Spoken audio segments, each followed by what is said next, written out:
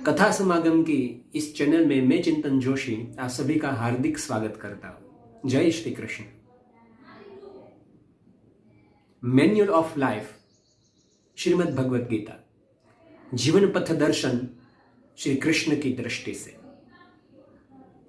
श्री कृष्ण की दृष्टि से हम सभी आज और एक नया श्लोक सीखने वाले हैं।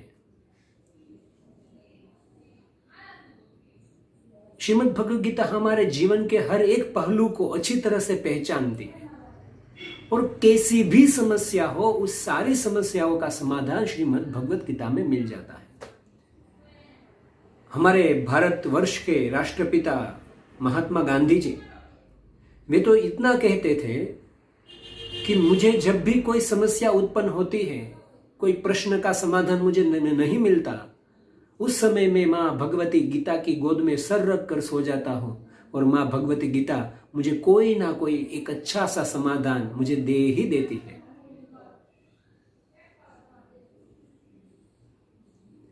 इसीलिए हम इस श्रीमद् भगवत गीता के बारे में थोड़ी चर्चा कर रहे हैं। भगवत गीता के तीसरे अध्याय में एक बड़ा ही अच्छा श्लोक आया हुआ है। यद्यदाचरति श्रेष्ठः तत्तद् एवेतरो जनः स यत् प्रमाणं कुरुते लोकस्तदनुवर्तते। पूरे विश्व में जो श्रेष्ठ व्यक्ति है वो जैसा आचरण करता है उसके अनुरूप ही अन्य लोग भी आचरण करते हैं और वो जिस चीज को प्रमाणित करता है वो चीज पूरा समाज स्वीकार कर लेता है।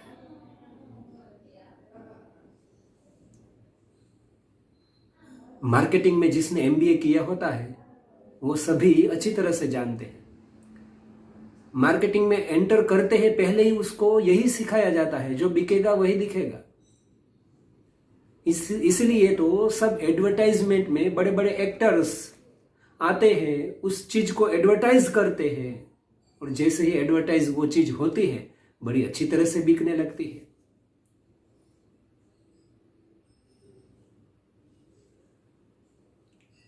इसीलिए भगवान कहते हैं यद्यदाचरति श्रेष्ठः तत्तद् एवेतरो जनः। एक बड़ी अच्छी छोटी सी एक कहानी याद आ रही है। पुराने समय की बात है। छोटा सा नदी के किनारे एक गांव था। उस गांव में एक ब्राह्मण का घर, बड़ा ही तपस्वी ब्रह्मवर्चस्वी ब्राह्मण, पूरा दिन जप तप व्रत अनुष्ठान में लगा रहता। स्वाभाविक ही वो ब्राह्मण दरिद्र था, इसलिए उसके पास इतनी संपत्ति नहीं थी। एक दिन अमावस्या का दिन आया और अमावस्या के दिन उसने सोचा कि मुझे तो पितृतर्पण करना है, नदी में जाके मैं पितृतर्पण करके आऊं। लेकिन उसी दिन अमावस्या के दिन ही ग्रहण भी था, तो वो भी सोचा यदि मैं देर करूंगा तो गांव के और लोग आएंगे और मुझे तर्पण में विक्षेप होगा, डिस्टर्बेंस होगा।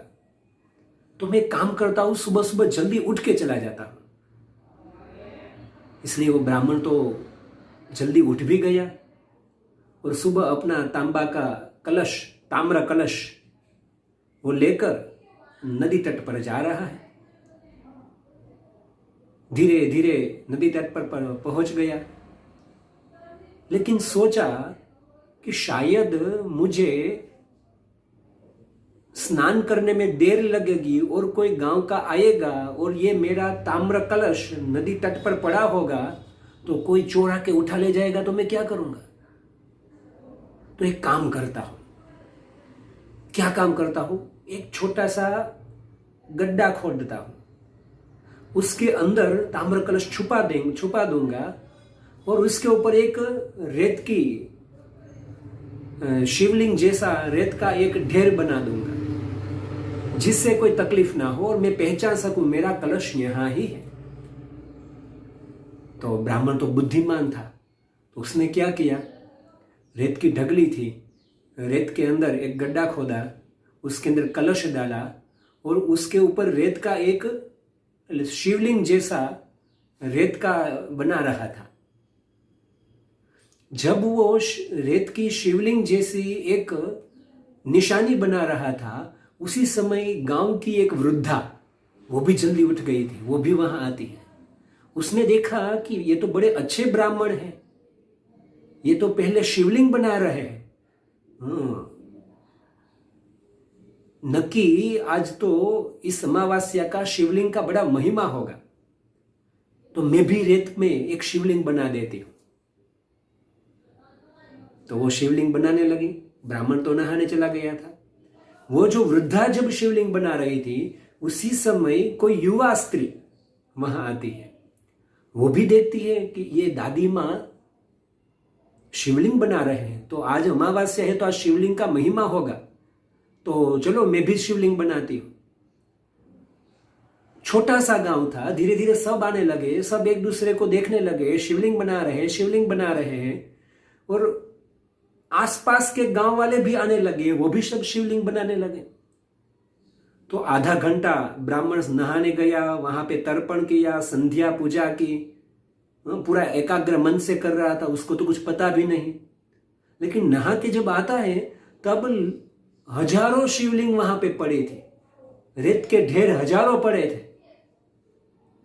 बेचारा ब्राह्मण दुखी हो गया, अरे इतने सारे रेत के ढेर कहां से आ गए, अब मैं मेरा कलश कहां से ढूंढूंगा, कलश नहीं मिलेगा तो मेरी पूजा कैसे होगी, अरे पूजा नहीं होगी तो मैं कुछ खाना नहीं खा पाऊंगा, खाना नहीं खा पाऊंगा तो मैं जी नहीं पाऊंगा, ये जीऊंगा नहीं तो ये पूरे गांव को अच्छे रास्ते पे कौन ले जाएगा। तो तुरंत ही ब्राह्मण जल्दी से बाहर आया, अपनी धोती पहनी और तुरंत ही हर एक रेत के ढेर को तोड़ने लगा और देखने लगा मेरा कलश कहां है, मेरा कलश कहां है। वो ब्राह्मण के गांव वाले तो कुछ समझ गए कि ये कुछ ढूंढ रहे हैं, लेकिन दूसरे गांव वाले उनको नहीं जानते थे और दूसरा गांव पूरा उनको पहचानता नहीं था।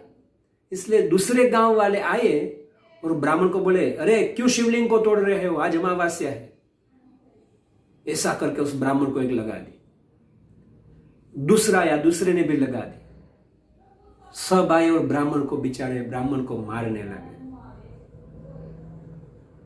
जब थोड़ा शांत वातावरण हुआ तब ब्राह्मण ने बोला कि मैं तो मेरा कलश ढूंढ रहा हूं, मैं सुबह जल्दी 4 बजे आ गया था, मेरा कलश रखा था, वो ढूंढने के लिए मैंने रेत का ढेर किया था, लेकिन अभी जो देख रहा हूं अनेक रेत के ढेर पड़े हुए हैं,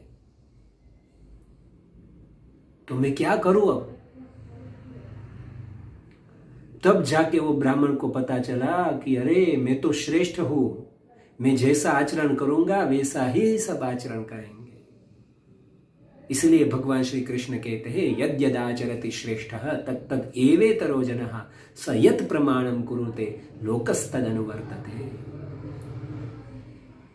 अभी एक प्रश्न होता है, मैं कहां श्रेष्ठ हूं, मैं तो अभी अभी जॉब में आया या अभी अभी मेरी स्कूल में मैं नई स्कूल में आया हूं, मैं तो जो करूंगा वो चलेगा, मैं श्रेष्ठ नहीं हूं। ऐसा नहीं है, हर एक व्यक्ति श्रेष्ठ है।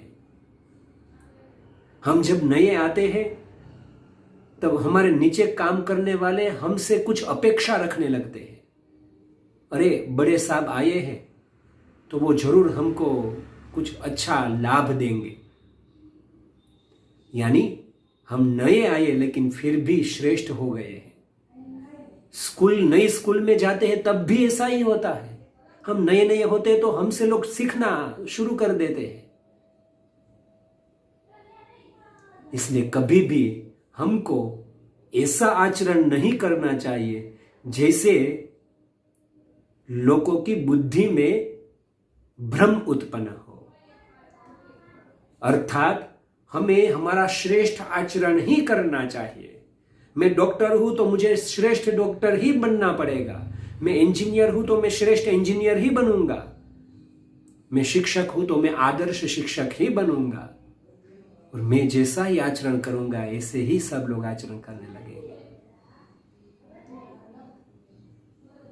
तो अब विचार कीजिएगा, क्या हम श्रेष्ठ हैं? यदि हम श्रेष्ठ है तो हमारा आचरण श्रेष्ठ है। इसी विचार के साथ आज की इस कथा समागम की यात्रा को यहां ही विराम देते हैं। जय श्री कृष्ण।